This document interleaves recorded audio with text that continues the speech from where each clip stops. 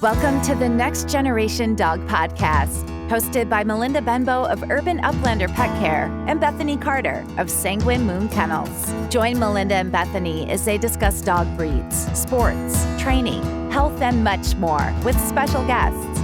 Tune in weekly for all things dedicated to dogs. Hello and welcome back to a part 2 of our last episode. In our last episode, we introduced you to Bethany Carter of Sanguine Kennels. She is going to be our new co-host for the Next Generation Dog Podcast, and we're super excited to have her. So Bethany, thanks for sitting down again. Thank you for having me. It's always such a pleasure to be able to be here and have this platform. Well, I hope so, because even after you're our guest and on the hot seat, you're going to have to be doing this as a host. So I'm happy you're enjoying it so far. Last episode, we talked about who you are and what you do for work. If you haven't heard the first episode, I would definitely go back and give that a listen. But Bethany is a vet tech, and she has an awesome amount of knowledge within the breeding and vet medicine world. So again, she's going to be helping us out being a host with this podcast for as long as possible. We want to get a lot of content out to you guys, and her and I do a lot of stuff together. So in our first episode, we really introduce you to her, her dogs, and all that good stuff. But in this episode, we want to take a moment to touch on a couple other things. She is an awesome photographer, and she did recently start her own kennel, a GSP kennel called Sanguine Kennels. So Bethany, can you go ahead and start us out in this episode and tell us more about your photography, how you got started in it, what you enjoy shooting, and all that good stuff? Yeah, so photography has always kind of been more of a passive passion for me. I did take a couple of photography classes in high school, and really enjoyed my time there, but it didn't really stick that time. So time moved on, and really my own motivation and frugality really led me back into photography. I have a strong passion for my dogs, and I love seeing them work. And I always wanted to have a photographer out on the field with me, or at Fast Cats, or dock diving, or wherever I was, that could really document those very special moments, especially highlighting the human-animal bond. And I didn't have that all the time, or if I did have it, I found that it just wasn't in my price range to get all the photos that I wanted, or sometimes even the photographer's quality just wasn't where my mind expected it to be. So I decided to take things a little in my own hands, and I have a very supportive partner. I expressed my desire to take this leap.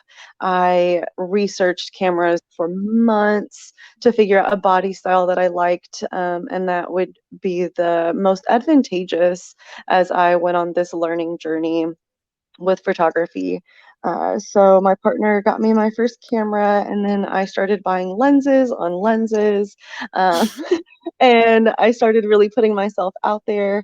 I started off just by volunteering to do photography for different smaller events with the organizations that I was already a part of. And then, as always, whenever I was out, with my own dog's training, I would always try to snap a couple pics.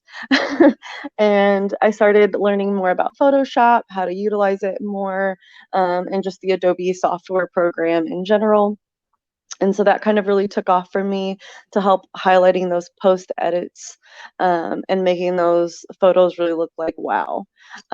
So Yeah, yeah, it you was. do a really good job. I know you mentioned that you wanted to have that photographer with you to capture these moments, and selfishly, so did I. So you like taking on this hobby was like, yes, I have that.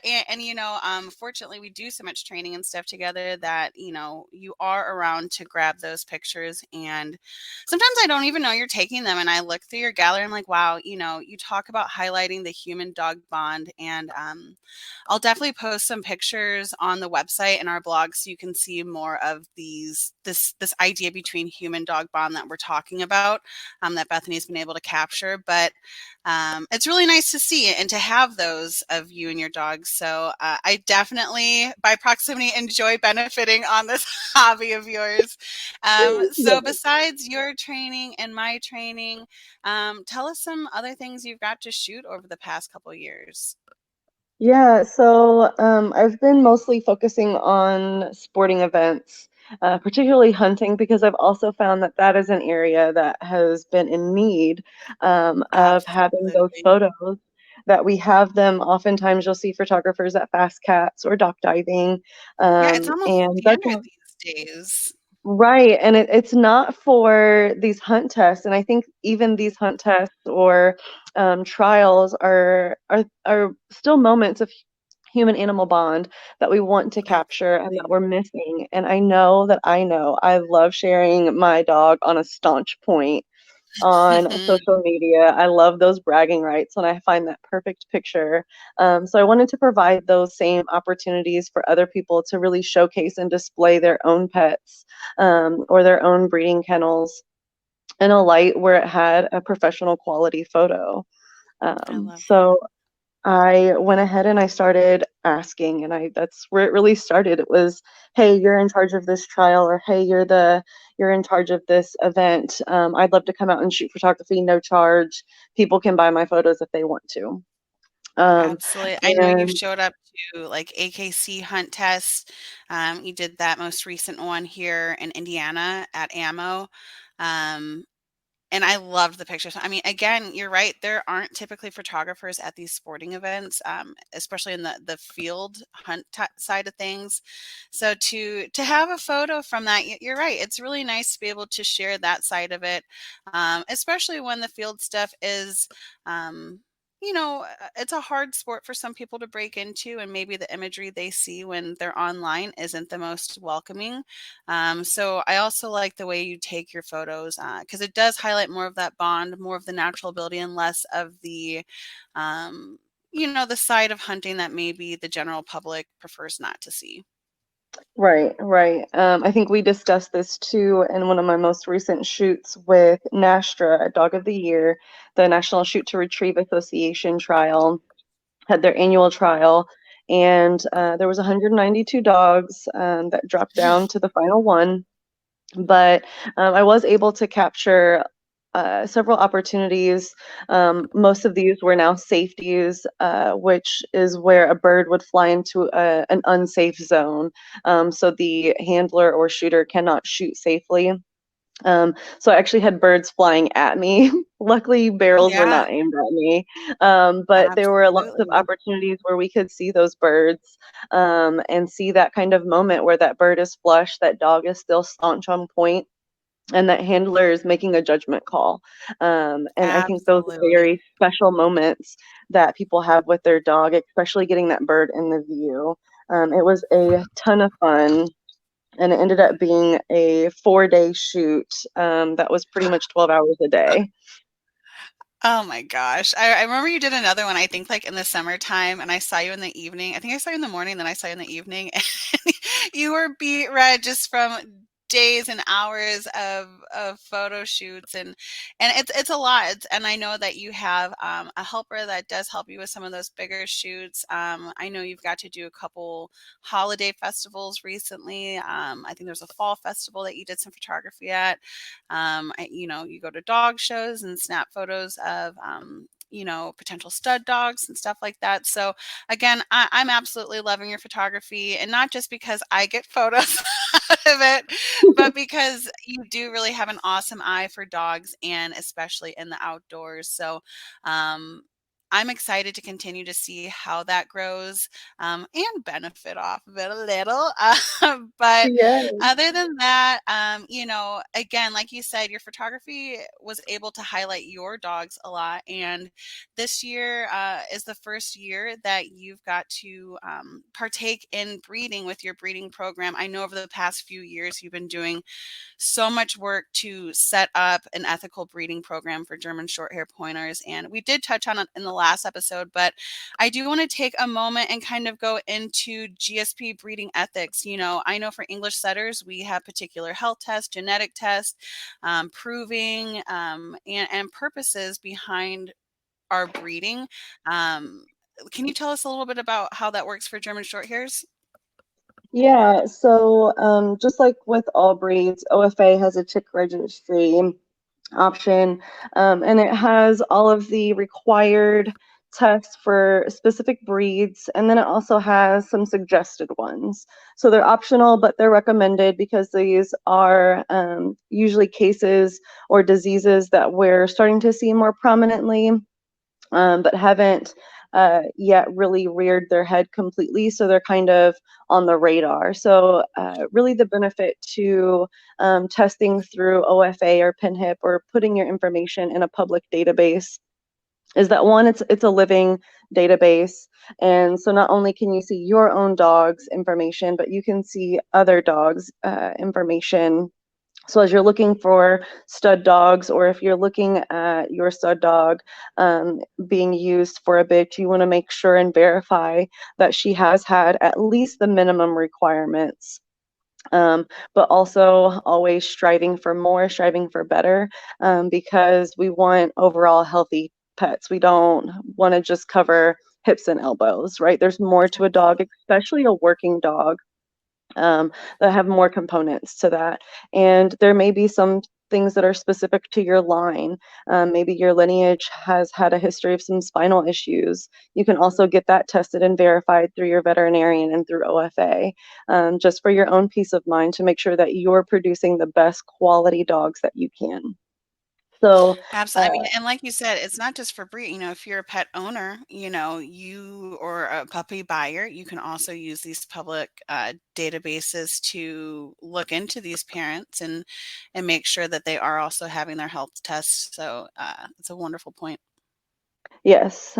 So for GSPs specifically, we always want to look for hip dysplasia, just like many other breeds.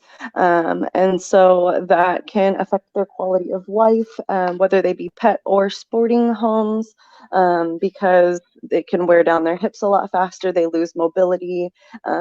Having severe hip dysplasia can also lead to more issues of incontinence, things of that nature. So we really look at quality of life when we're looking at these testings. So hip dysplasia, whether it be with OFA evaluation, which is a single view radiograph, or a pin hip evaluation, which is more of a measurement of the laxity of the hips. And that is a 3 view that is done a little bit differently than OFA. So it comes more with a numerical code when it analyzes the evaluation or the hips, where OFA has just 3 radiologists that are board certified that look and they make an agreement on whether your hips are passing or non-passing in a form of excellent, normal, good, fair, or bad hips.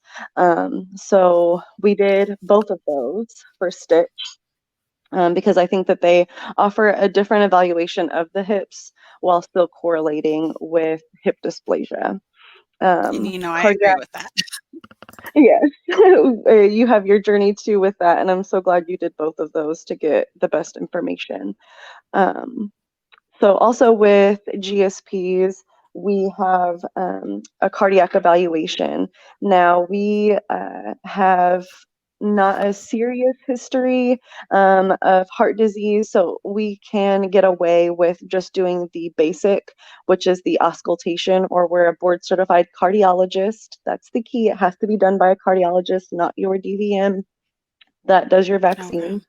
It has to be done by a board certified cardiologist, and they have a stethoscope that they will listen to the heart, and then there's a form that coincides. So they'll fill out that form, and then you'll turn in that form to OFA.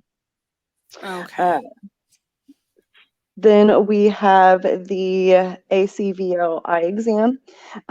This is also recommended to be annual until about 6 years old. And so this tests for basically day blindness and some other concerns that we have just with the general wellness of the eye. Now, Stitch did come back with dystechia, which is where there are little hairs that grow on the waterline of her eye. Now, hers is non-symptomatic. It was just something that was very lightly noted. I was able to speak with the ophthalmologist, and he said that it honestly was nothing to be concerned about. She wasn't symptomatic, and it's not a concern in my breed. So even on our OFA site, it has kind of an asterisk that says she has dystocia, but it's not adverse in the breed. So she was still qualified to continue on this breeding program, granted that everything else worked out. We also have a cone degeneration, which is decided by DNA. So it's a DNA swab that you would send in to an approved lab with OFA. We chose Paw Print Genetics.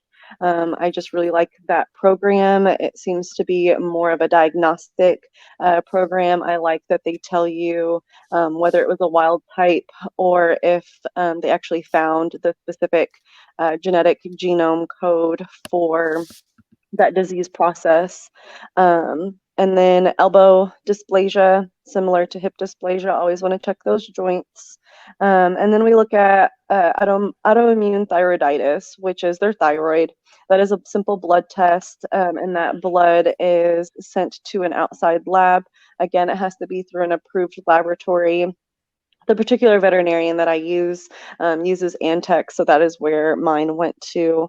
And then this is recommended to be repeated every 2 years because thyroid usually, or thyroid issues usually start around 3 years of age.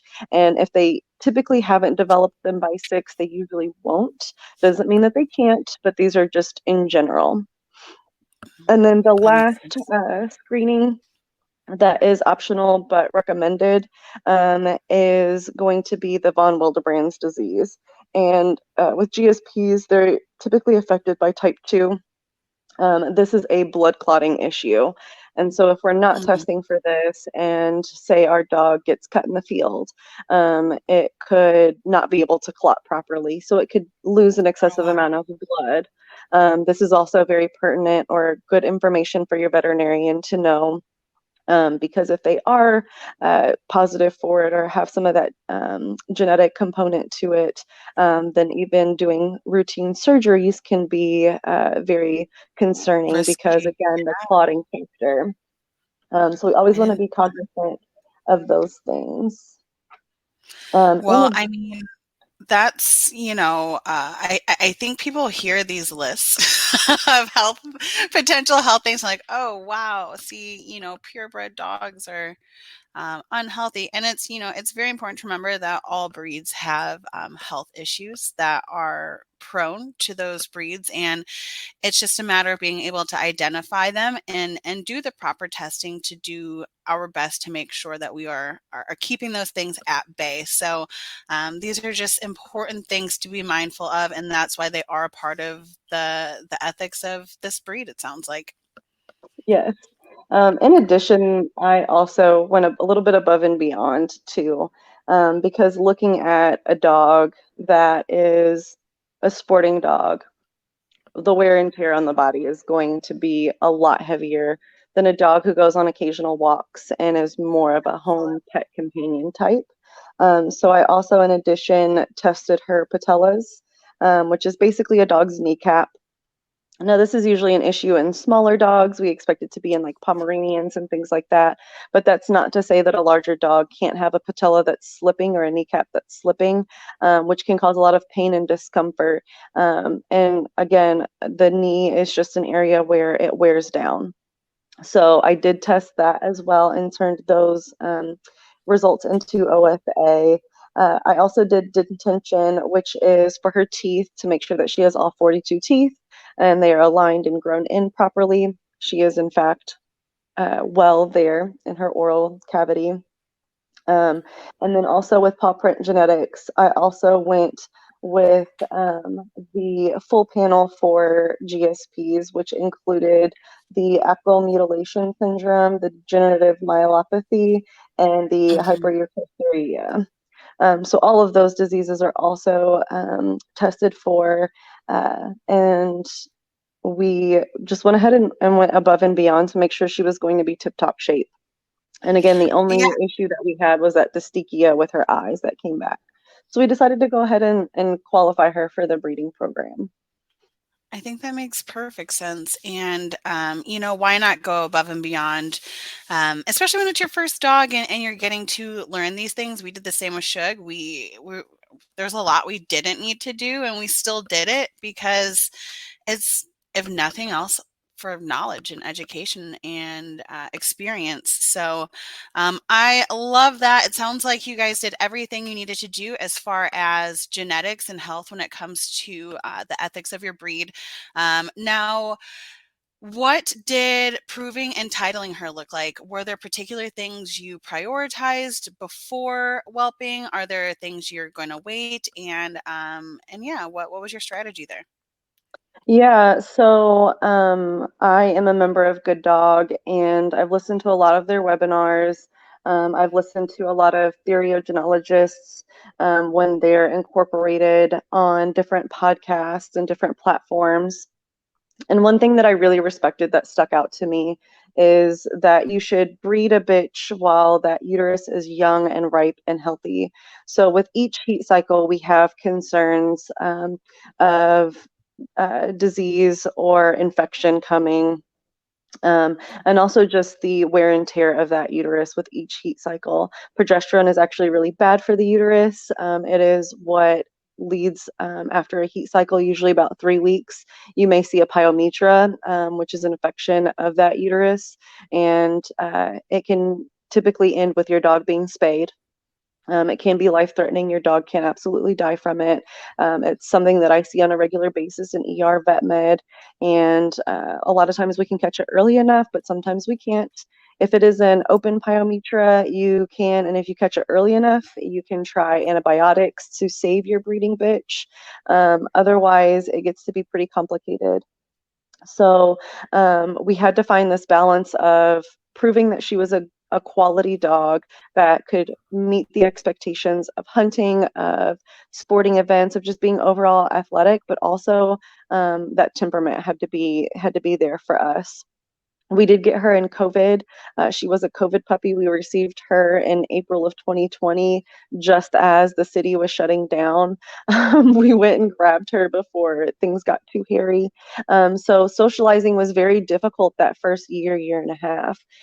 So we worked extra double time to make sure that that temperament was one that would be advantageous, that met the criteria for GSPs. And boy, is she a clown. She loves people. Um, and she's very interactive and very engaging. So with those qualities, we continued to pursue different testing venues. We did an NA test through NAVDA, where she scored a prize 2. And so we knew she had a lot of that innate ability. And then we progressed into AKC. We did a junior hunt. And while I still see that more as like a puppy test, I knew that she could sustain. So I continued with training. I saw a lot of things that were great qualities in training. And I went ahead and started trialing her in the National Shoot to Retrieve Association. As a novice handler and a novice dog, Ryan ended up handling her into a second place amateur in a really big So, trial. Ryan. Yeah, so it was a really great opportunity. She's gotten a couple other placements. She hasn't got a prize 1 yet, but that was probably because of human error and not dog error. I can remember a few times handling her out of birds. So I knew that she was a great bird finder. I was getting a lot of great reviews from people who were seeing her work the field. I love the way that she like methodically works the field. She very much quarters, and I love that pattern about her, and she runs big.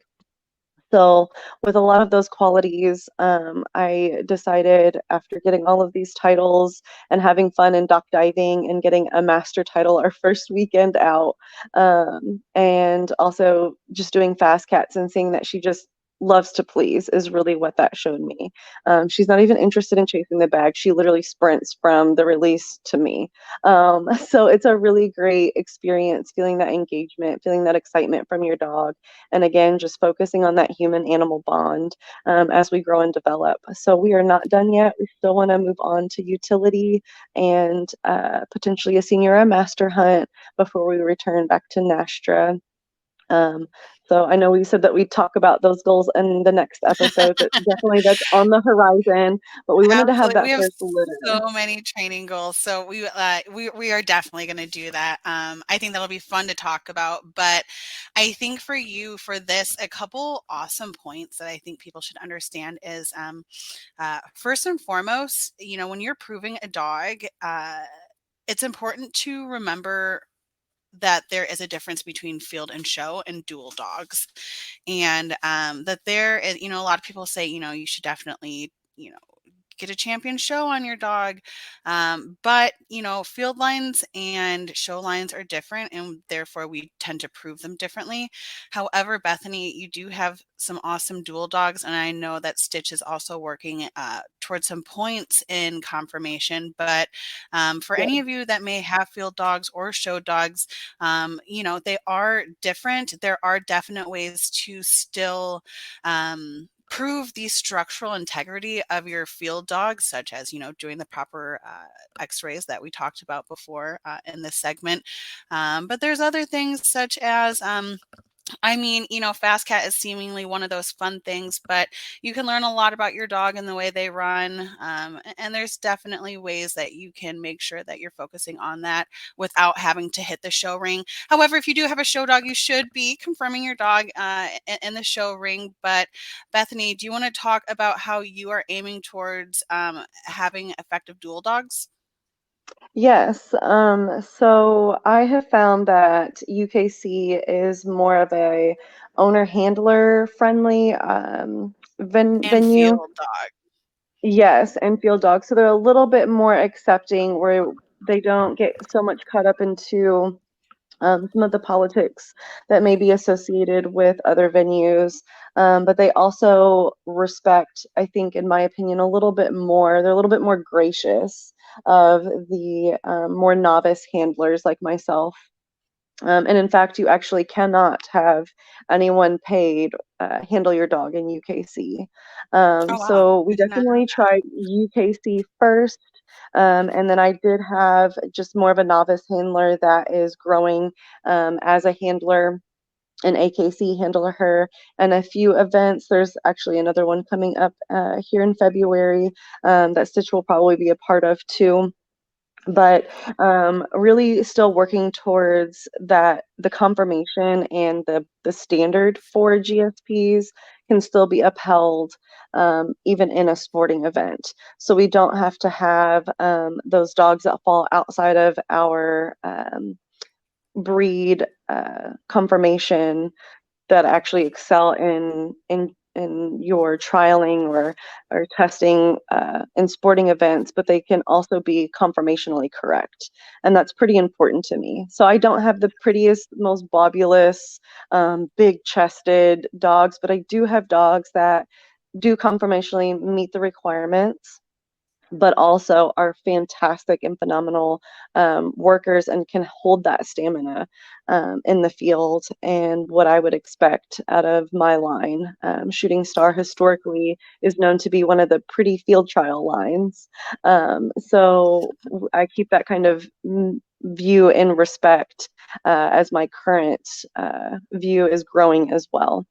So I always try to incorporate being conformationally functional as well as the component of having a great nose, being a great worker, and having that great temperament.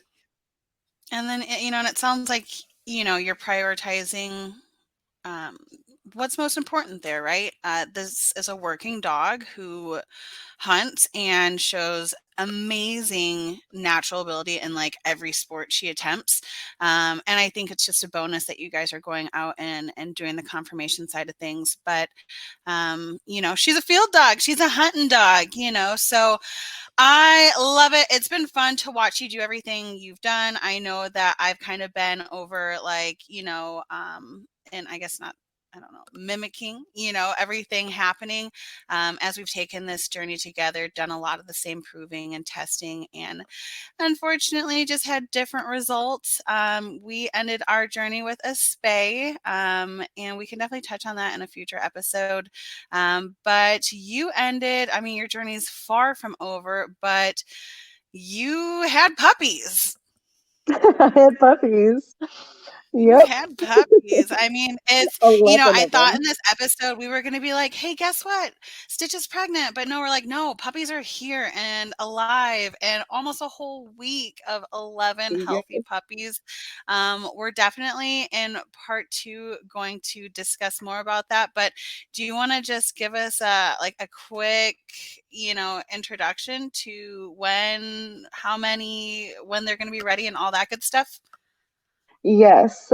So puppies did end up coming on the 29th.